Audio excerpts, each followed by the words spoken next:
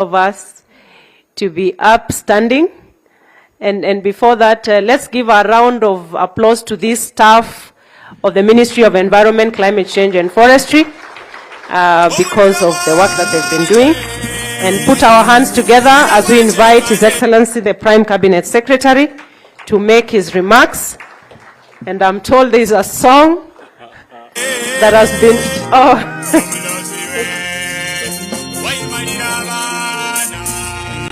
Yeah, they say that you need to show us how the gig is done of the song.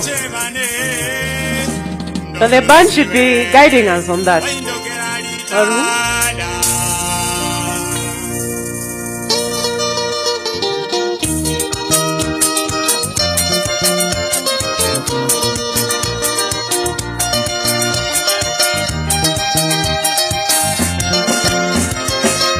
That's good enough.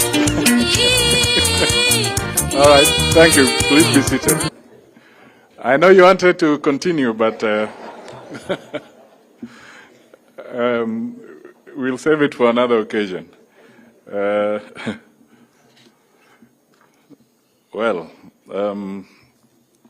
Madam Cabinet Secretary, Ministry of Environment, Climate Change and Forestry, Honorable Soipan Tuya, the Chair of the National Assembly Committee on Environment and Forestry, my friend Gekaria, and the other members of Parliament with you today, Principal Secretaries present, ambassadors, development partners, whom we have also had the opportunity to listen to, ministry officials, distinguished guests, ladies and gentlemen. Before I make my remarks, I just want to point out an interesting observation before we started, as we came in. And as we were waiting for the prayer and in the initial meetings, there was a cockerel that made its pronouncements. I think it crowed about 3 times. I didn't know whether to laugh or to clap, because it was like the cockerel was giving us a vote of approval for what we have come to do here today. It was nature speaking. And I was asking myself, Jogoo inawika mjini Nairobi. There's a cockerel actually crowing in Nairobi, in the city of Nairobi. Ladies and gentlemen, can you imagine what would happen if there was a cockerel crowing in New York, at the heart of New York? Is it possible that you'll find a cockerel crowing in New York? Your guess is as good as mine. Why am I bringing that up? Because it is simple things like those that remind us that we have to blend and get nature back on its course. So we need to give that Jogoo a round of applause. Now my speech.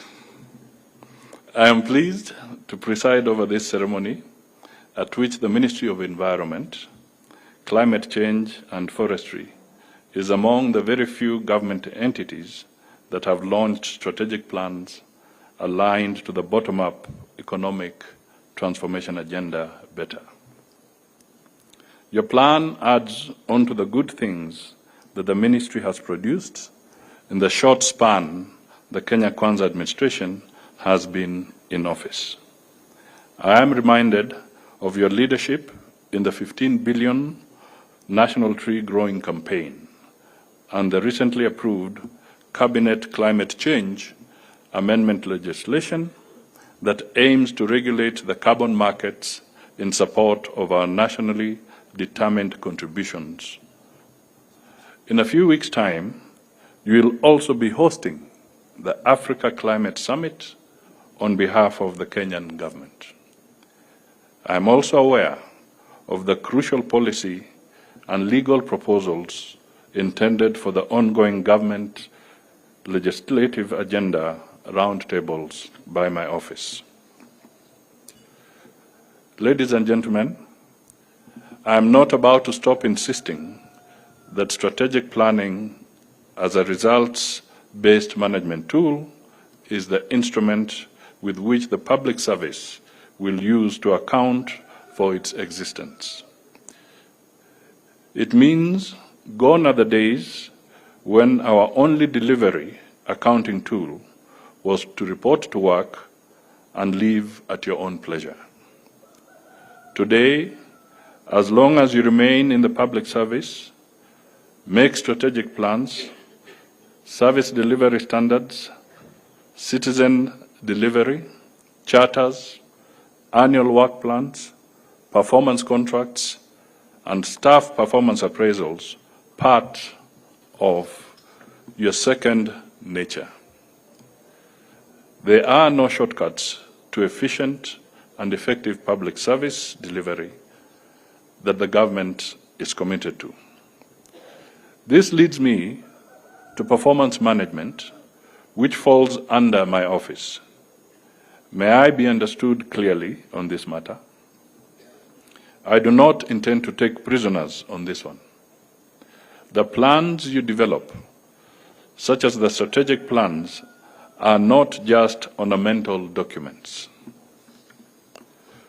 When we come calling about efficiency and accountability in service delivery, we will judge your suitability to remain relevant by cascading the strategic plan to your signed performance contract, annual work plans, and to whether or not you attained individual targets you set for yourselves.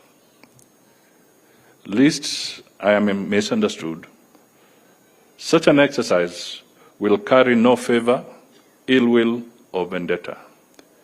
We will use your own commitments, and I repeat, we will use your own commitments to judge your relevance because the government has made promises to Kenyans under the bottom-up economic transformation agenda better. That must be fulfilled. If you are not ready to better the lives of fellow Kenyans, we will not retain you against your will. Madam CS, I cannot help noticing that you have already started ticking off the evaluation template. Under the Kenya Kwanza plan, your ministry handles the issues of agroforestry and sustainable waste management. I note that these two issues are aptly captured under various key result areas of the strategic plan, which means you are in tandem to help the presidency deliver on promises made to Kenyan people. The President's performance contract is with the voters.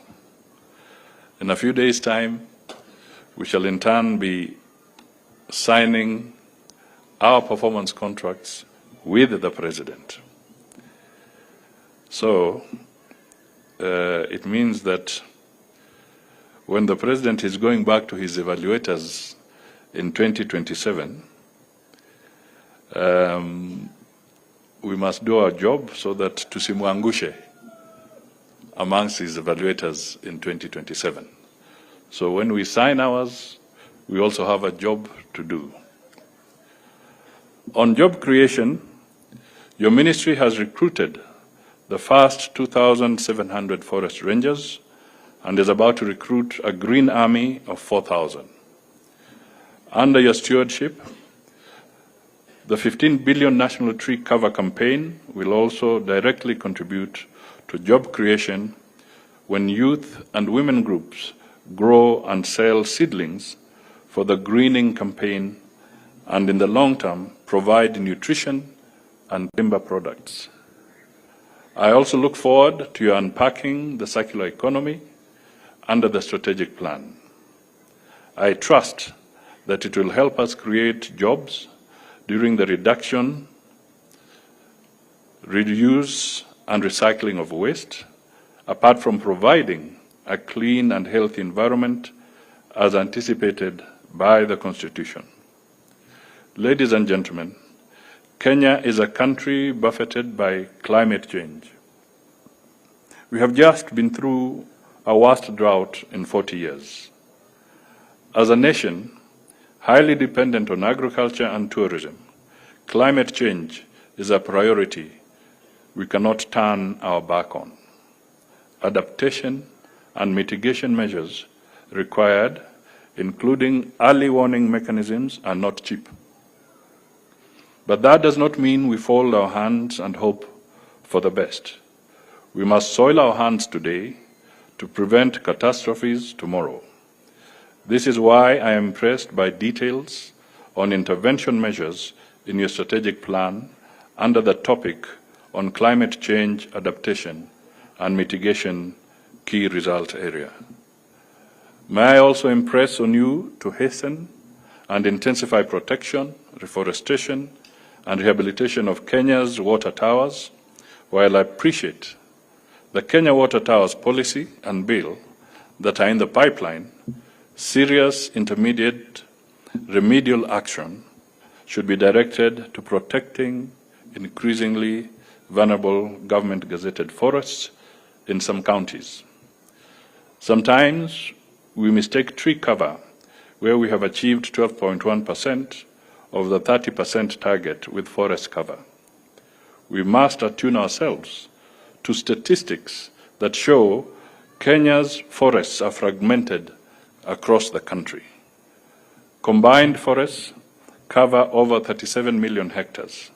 Out of those 37 million hectares, 2.1 million are woodlands, 24.8 million are bushlands, and 10.7% are wooded grasslands. Yet, we are at a meager 9% forest cover, purely out of neglect and destruction. It is commendable that what we have done to protect the Mount Kenya water towers. The annual community rehabilitation of Kaptagat Forest also requires emulating. In the same vein, we must accelerate protection of the Mau water tower.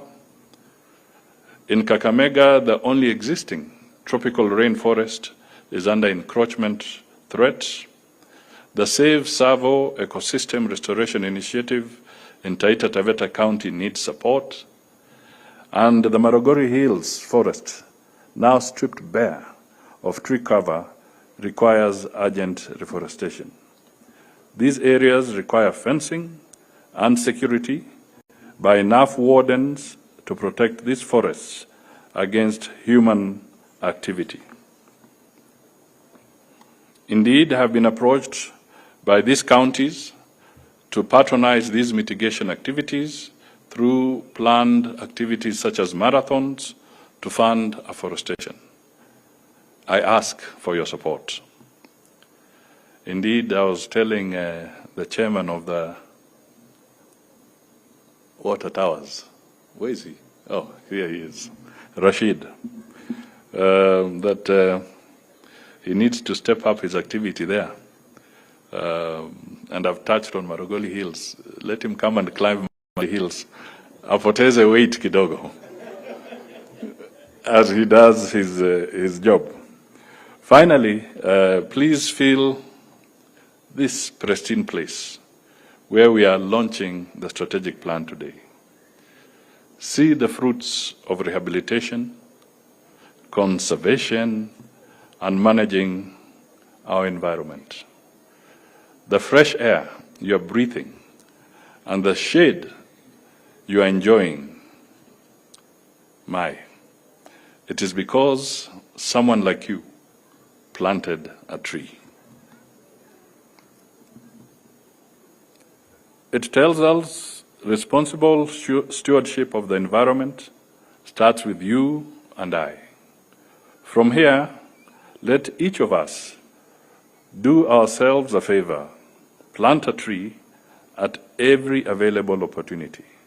A greener, cleaner, and safer environment today equals intergenerational equity tomorrow.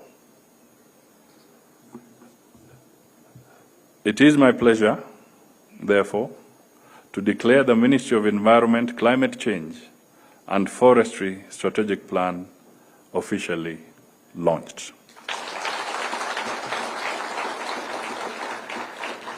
Two minutes extra.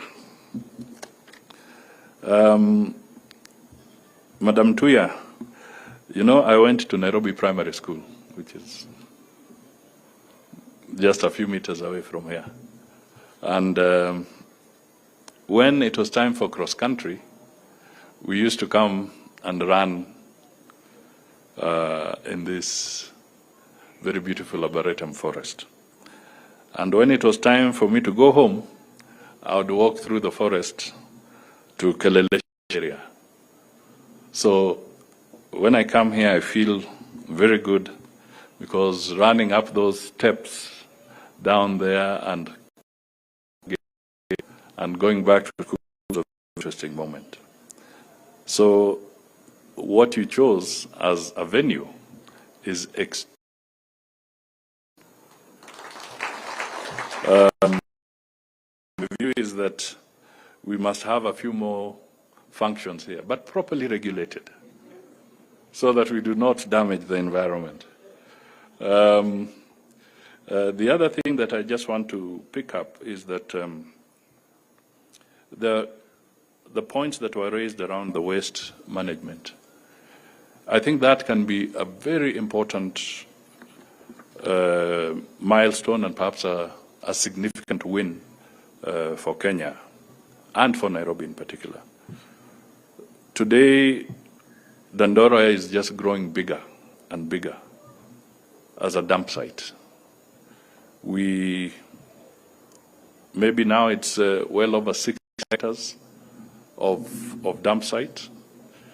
The estimated potential for energy from there is, initially it was maybe about 30 megawatts. Perhaps with additional dumping it has gone up. I do not know the exact estimated potential, but I know it is definitely over 30 megawatts of power that can be generated from Dandora. And this goes for other major urban centers. But we have taken too long, and perhaps I am one of the guilty ones, but so many other people on this. We have an opportunity to correct this, that we need to make a deliberate effort and set funds aside, made available, so that the issue around Dandora can be dealt with effectively. Tokyo today harnesses about 40% of its power from waste. Tokyo, 40% of its power from waste. They generate the energy. There are so many plants that deal and process waste, convert it to energy, and over and above that, the ash that comes from some of these things is used to build, to generate and to put together building blocks, cabros, tiles, materials for paving of roads. Here we are, sitting on a gold mine. We can change this country. It just needs that resolve, and your ministry is giving us a lot of leadership. Yours is an issue is a race against time, if I may use those words again. It's a race against time. We are seeing the floods. We are seeing the wildfires now in Greece and other parts of Europe, into North Africa. The heat waves are hitting very, very effectively and devastatingly. So there's definitely urgency in what we are talking about today. Finally, it is true that if we manage our climate well, we will have built a mega resource, as Mr. Pandamiti said.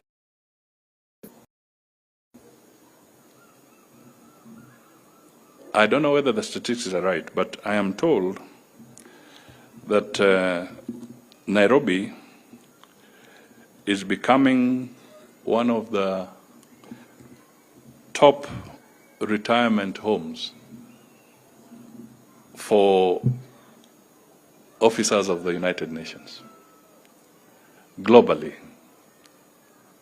And one of the things that is really pulling them here is exactly the serenity of our climate. I'm told that there's a possibility that as we sit today, apart from the 6,000 or so United Nations employees who are active, there could be about another 3,000 who have chosen to make Nairobi or Kenya their retirement home. So my message to you is, if you want to live longer, settle in Kenya.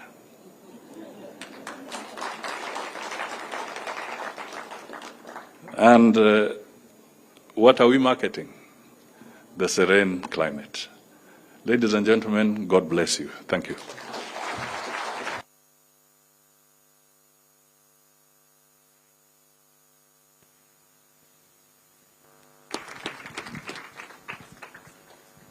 Makofi mengine